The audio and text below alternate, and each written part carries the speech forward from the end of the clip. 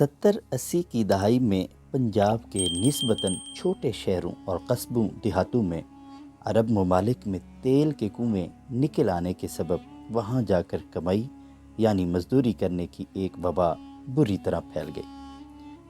پنجاب کے نواحی علاقوں سے ہزاروں نوجوان گھر کے حالات بدلنے کی چاہ میں پردیسی ہو گئے۔ اول تو گھروں میں خوشحالی آ گئی، رج رج گھر پکے اور کوٹھے اونچے کرائے گئے، نیا مال ہاتھ آیا تھا تو رشتہ داروں کو بھی خوب جلایا جاتا، ایک سے ایک قیمتی اشیاء باہر سے منگوائی جاتی، خواتین کے ہاتھ بھر سونے کی چوڑیاں چڑھ گئیں، ناک چڑھا کے بات کرتی اور آنے بہانے کم مایہ رشتہ داروں کو چوڑیاں چھنکا کے مرعوب کرتی۔ کسی ایسے رشتہ دار کو خاطر میں نہ لاتی جن کا کوئی فرد باہر کی کمائیاں کرنے نہیں جا سکا تھا۔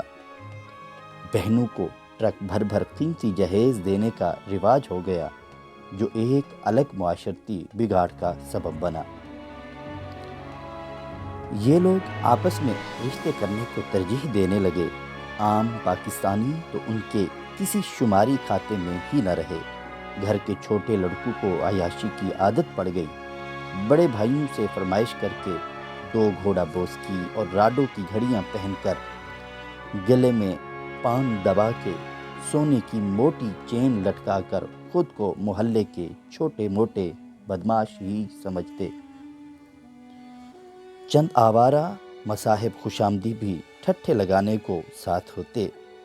ان چھوٹے بھائیوں کو اپنے لائق کوئی کام ہی نہیں لگتا تھا، ہر محنت والے کام کو چھوٹا سمجھتے، کبھی کام شایان شان نہ ہوتا تو کبھی مالک پسند نہ آتا۔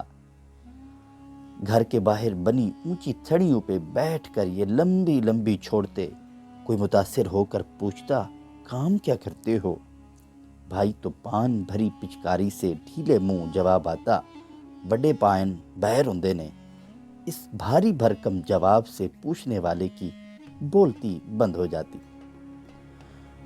باپ بھی جیب میں ریال اور ڈالر رکھ کر گرگابیاں اور مکیشن پہن کر برادری کے معتبر بن کر قہقہے لگاتے، مائیں باہر گئے ہوئے بیٹے سے فرمائشیں کر کے بچیوں کے شاندار جہیز جوڑتی، کیسٹس بھر کر ہواؤں میں واری صدقے جاتی، سب پیسے کا کھیل ہے بھیا۔ دوسری طرف ایک شخص جو باہر چلا گیا، سمجھیے ہمیشہ کے لیے گھر والوں سے اور معاشرے سے کٹ گیا۔ ایک نسل تو عیش و عشرت حاصل کر لیتی ہے، لیکن خاندان کی نسلیں تباہ ہو جاتی ہیں۔ پیچھے رہ جانے والے بھائی نہ پڑھتے ہیں نہ کام کرتے ہیں، نہ کارا اور آوارہ لونڈے بن جاتے ہیں، اور وہ شخص جو قربانی کا گدھا بنا دیا گیا، زندگی کی ہر چھوٹی بڑی خوشی اس کے نصیب سے نکل جاتی ہے۔ اگر کہیں خوش قسمتی سے اماں صحرا باندھ کر بہو بیاہ بھی لائیں تو اب بہن بھائیوں اور اولاد کے ڈھونڈور کے تقاضے دن بدن ہوس پکڑتے جاتے ہیں۔ چوں چاں پہ فٹ الزام دھر دیا جاتا ہے کہ بیوی کی سکھائی پڑھائی میں آ گیا ہے، وہ بیچارہ خود 2 جوڑوں میں سال گزار دیتا ہے جو بڑی عید پر بیوی نے بنوا کر رکھے تھے۔ بیوی کو کب درد ذہ لگے، بچہ کب پیدا ہوا، اس وقت بیوی کو جذباتی سہارے کی کتنی ضرورت تھی۔ بچے کے کان میں اذان دینا باپ کا حق ہوتا ہے۔ باپ پیدائش کے ان تمام مرحلوں سے ناآشنا رہا، اسے صرف ایک فون پہ خوشخبری ملتی ہے کہ بیٹا ہوا ہے، بیٹی ہوئی ہے، بیچ میں کیا ہوا، کیسے ہوا، اس کے فرشتوں کو بھی خبر نہیں ہونے پاتی۔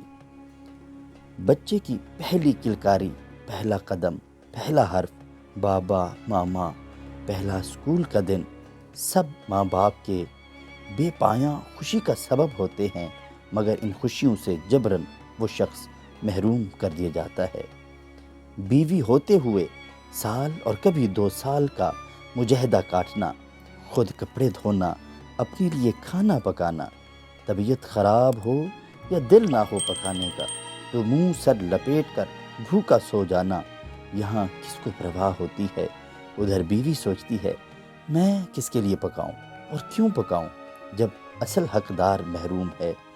پیچھے والوں کے تقاضے بڑھتے جاتے ہیں۔ بہن کا کوٹھا گر گیا تھا، چھت ڈلوا دو۔ منجلے بھائی کو کوئی کاروبار کروا دو۔ چوتھا بھائی مگر رہ گیا ہے، اس کا بھی گھر بسا دو۔ پھر آنے کی سوچنا، اگر اس سال نہ آؤ تو ٹکٹ کے بچے پیسوں سے بڑے بہنوئی کی خوشی خریدی جا سکتی ہے۔ نوکری کے بعد فارغ ہی رہتے ہو، ذرا اوور ٹائم بڑھا دو تو چھوٹی بہن جو روٹھ کر بیٹھی ہے گھر کو روانہ کی جا سکے۔ تمہاری بیوی سے ناحق آڑے لگاتی ہے۔ پھر ایک وقت آتا ہے کہ اس ایک شخص کے گھر میں 20-25 روزہ موجودگی بھی ناقابل برداشت ہو جاتی ہے۔ دن گنے جاتے ہیں کہ ابا یا بھائی باہر جلدی نکلے تاکہ جو عیاشیاں ہم کر رہے ہیں ان پہ پردہ پڑا رہے۔ کہاں تک سنو گے، کہاں تک سنو، کہاں تک سنو گے، کہاں تک سناؤں۔ یہاں ایک اور بڑا انسانی المیہ جنم لیتا ہے کہ وہ ایک گدھا بنا دیا جانے والا شخص اگر ذرا عقل مندی سے کام لے کر اپنے لیے کچھ بچا لیتا ہے کہ چند سال بعد واپس جا کر اپنا کاروبار شروع کر لوں گا، خوش قسمتی سے کامیاب بھی ہو جاتا ہے۔ لیکن ہمارا ملکی معاشرہ اس قدر بیگانہ اور حالات اس کے اتنے نامواقف اور ناواقف ہوتے ہیں کہ وہ اپنا تمام تر سرمایہ ڈبو بیٹھتا ہے۔